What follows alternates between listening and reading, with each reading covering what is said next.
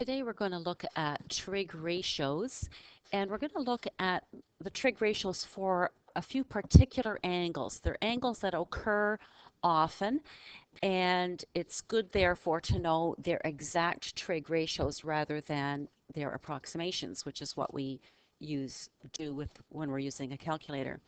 So the first one we're going to look at is 45 degrees. The angle occurs all the time. It's also pi over 4 radians, so this works for both. So if I sketch a triangle that has a 45-degree angle, a right triangle, so there's theta, which is 45 degrees, or pi over 4. The angle opposite, because of the 180-degree rule, is also 45 degrees. Okay, it's equal, so this is an isosceles triangle. So let's consider those two legs to be of length 1.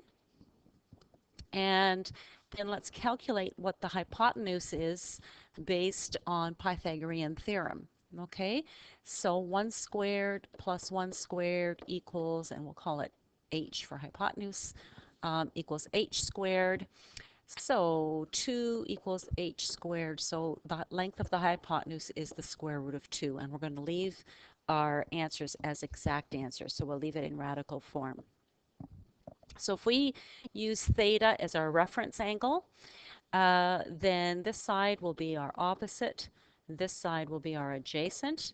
So we can say that the sine of 45 degrees is equal to opposite over hypotenuse 1 over root 2. However, that's not in simplified form.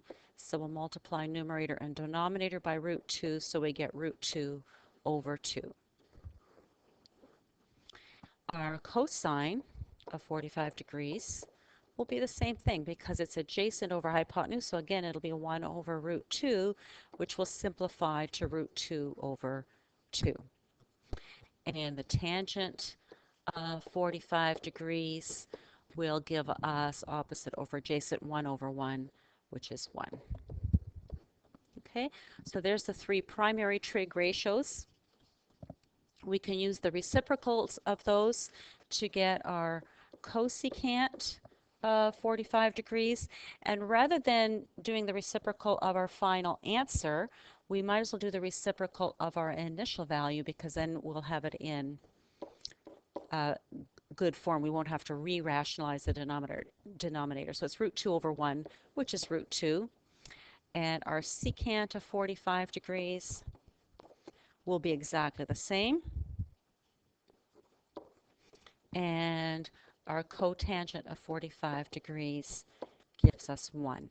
Now you can check those if you like with your calculator. If you do root 2 divided by 2 and then do the cosine or sine of 45 degrees, you'll see that your calculator gives you the same values. Okay? Now remember that's for 45 degrees or pi over 4 radians, sine, cosine, tan. Especially make sure that you know the three primary trig ratios for 45 degrees or pi over 4. Okay, let's try pi over 3 or 60 degrees.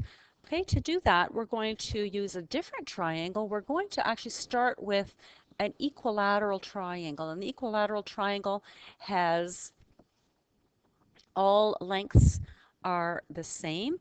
All the angles are the same as well, so they're all 60 degrees. And what we're going to do is we're going to bisect that triangle. So cut it right down the middle. And so now we're going to look at just the left half of that triangle. In there we've got an angle. We've got an angle of 30 degrees, but we're going to still use the 60 degrees as our reference angle. If we use from our original equilateral triangle, if each side has a length of 2, then when we bisect that triangle, this side has a length of 1. The 2 is our hypotenuse, and let's calculate this missing side. So I'll just sketch in blue now the triangle that we're actually using, okay? So we're just using this left half of the equilateral triangle. So we need to find our missing side here, which is not the hypotenuse, but we'll use Pythagorean theorem again. So 1 squared plus x squared equals 2 squared. So x squared will be 2 squared 4 minus 1 will be 3. So x will be square root of 3. Okay, now x is the square root of 3. For the 60-degree reference angle, that's our opposite. The 2 here is our hypotenuse, and our adjacent is 1. So now we can come up with our sine, cosine, and tangent for 60 degrees. So the sine, and this time I'm going to use the radian, so pi over 3. The sine of pi over 3 is opposite over hypotenuse, root 3 over 2. The cosine of pi over 3, adjacent over hypotenuse, 1/2. And the tangent of pi over 3, or 60 degrees, is opposite over adjacent, root 3 over 1. Okay, and we can do our reciprocal identities or ratios as well. That'll be cosecant of 60 degrees will be 2 over root 3, so that'll be 2 root 3 over 3 when we rationalize the denominator. The secant of 60 degrees will be 2, and the cotangent of 60 degrees will be 1 over root 3.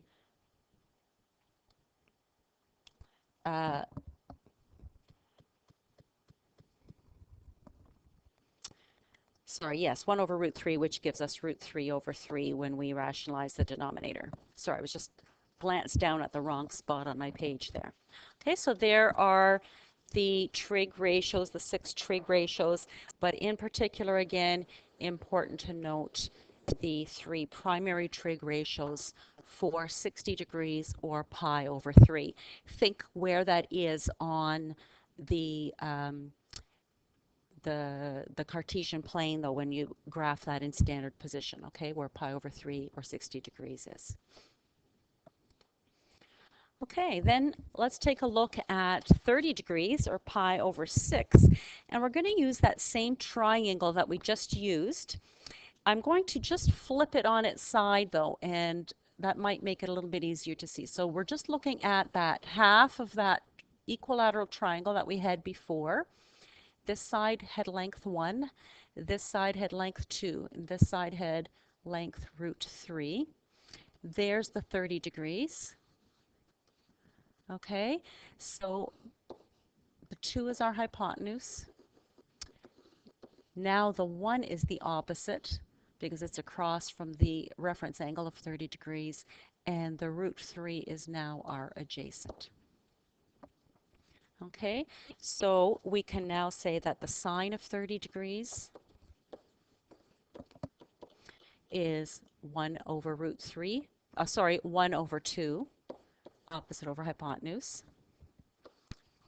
The cosine of 30 degrees is adjacent over hypotenuse, so root 3 over 2, and the tangent of 30 degrees, or pi over 6, opposite over adjacent, so 1 over root 3. But if we rationalize that denominator, we get root 3 over 3. And then we can do our reciprocals again. So we'll get the cosecant of 30 degrees is 2. The secant of 30 degrees will be 2 root 3 over 3. And the cotangent of 30 degrees will be root 3 over 1, or just root 3. Okay? You need to know the 3 primary trig ratios for those 3 angles. And you either have to have a method of memorizing them or of finding them really quickly. I find it difficult to memorize them because it's all 1s and 2s and 3s and square roots, but I find it very easy to replicate those little triangles and then come up with them. Okay, there is a chart on page 512 of your textbook. Okay, if you want to see it in chart form, but you need to have a method of knowing and being able to come up with those trig ratios for those three angles very quickly. We're going to look now at trig identities, and these are all related to what we've done before. Trig identities are statements about trig ratios that are true for all values of theta or true for all angles, okay? So if it's an identity, it's true for all values of the angle. Okay, so we already know some of the identities. Sine theta is 1 over cosecant theta, and cosecant theta is 1 over sine theta. The cosine and the cosecant are reciprocals of each other, and the tangent and the cotangent are reciprocals of each other. These are called the reciprocal identities.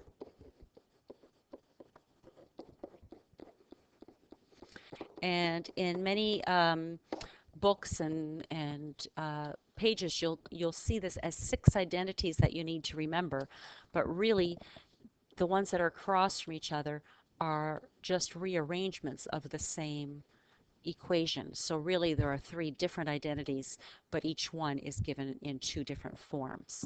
Okay, so these are the reciprocal identities. The sine is the reciprocal of cosecant, and so on for all of the others. The quotient identities, so if you think about a quotient, that's what we get when we divide. And I see that I've spelled identities wrong here. Let me just fix that.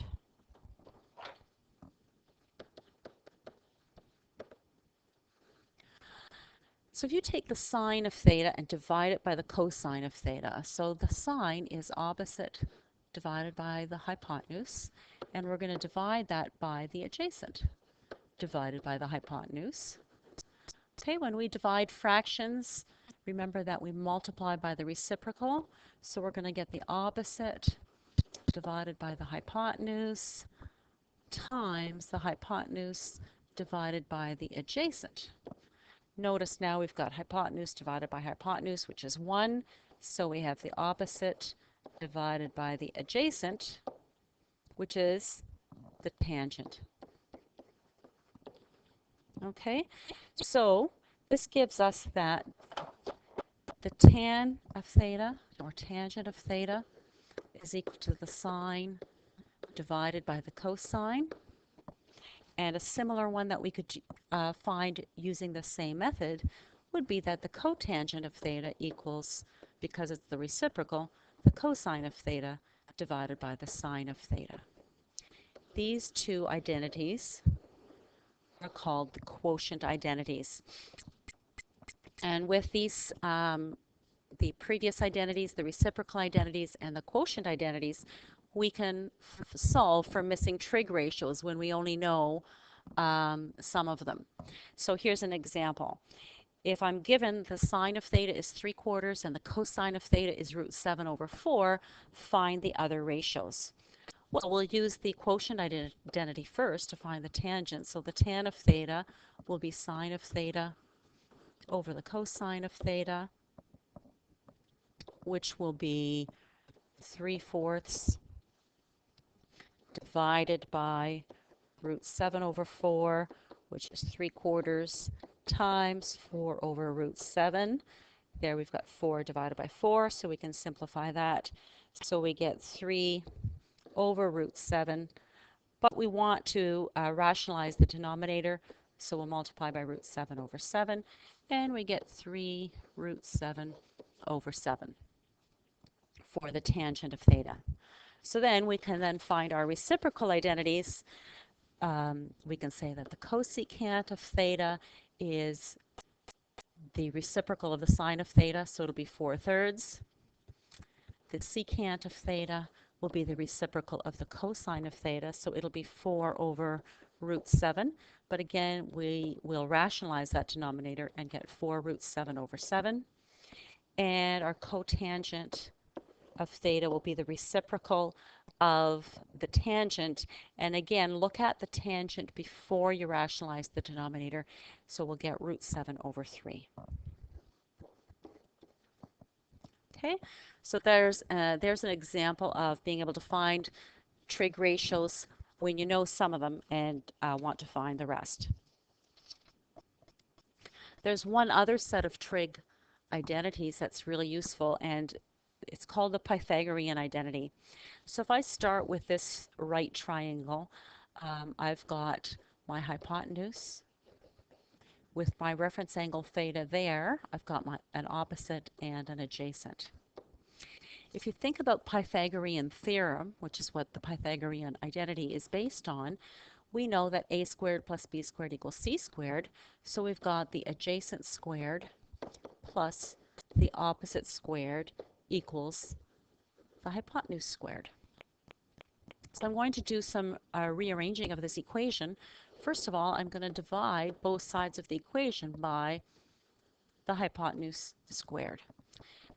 So I get adjacent squared over hypotenuse squared plus opposite squared over hypotenuse squared equals hypotenuse squared over hypotenuse squared. So hypotenuse squared over hypotenuse squared is 1. Adjacent squared over hypotenuse squared, I'm just going to pull those squares out. Since the numerator and the denominator are both squared, I can call it the square of the numerator over the denominator. So I can say adjacent over hypotenuse all squared plus opposite over hypotenuse all squared. Notice that the adjacent over the hypotenuse is the cosine, and the opposite over the hypotenuse is the sine. Okay, so what we've done is just demonstrate how to find the first Pythagorean identity. And I'm just going to write that out in proper form here. And we usually write it with sine squared first. So the sine squared theta, and we write it this way. We're taking the sine of theta and squaring it, but we write it as sine squared theta plus cos squared theta equals 1. That's the main trig identity. We could rearrange Pythagorean theorem in different ways and get the other two trig identities, which are 1 plus tan squared theta equals secant squared theta, and 1 plus cotangent squared theta equals cosecant squared theta. And you can have lots of fun solving problems and proving identities using these, but the first one here, sine squared theta plus cos squared theta, is by far the one that's used most often. Here's an example. Given that the sine of theta equals 3/5, find the cosine of theta. So in this case, we only have one trig ratio. And we're being asked to find another trig ratio. And then if you think of the first example that we did, we were given sine and cosine and then had to find tangent and the rest of the trig ratios. So now we're at the point where if we're given one of the trig ratios, we can find all the others. It's very powerful stuff here. So I know sine, I want to find cos. I'm going to use the Pythagorean identity, sine squared theta plus cos squared theta equals 1. And I'm going to substitute in my sine of theta. So 3/5 squared plus the cos of theta squared is equal to 1. Well, 3/5 squared gives me 9/25. So cos squared theta will be 25/25 minus 9/25, which will be 16/25. So when I take the square root of both sides to get the cosine of theta, I'm going to get 4/5. So now I have the cosine of theta. If I wanted to now, I could continue and find the tangent of theta, because remember, tan theta equals sine of theta divided by the cosine of theta. So we would get 3/5 divided by 4/5, which would give us 3/4 once we simplified that. And then we can use reciprocals to get the other three ratios as well. So that is an introduction to trig identities and to the trig ratios for special angles. A lot of stuff in there. There are more trig identities. We won't be dealing with them at this point, but you'll see in your textbook that there are references to more of them, but we won't at this point be using them.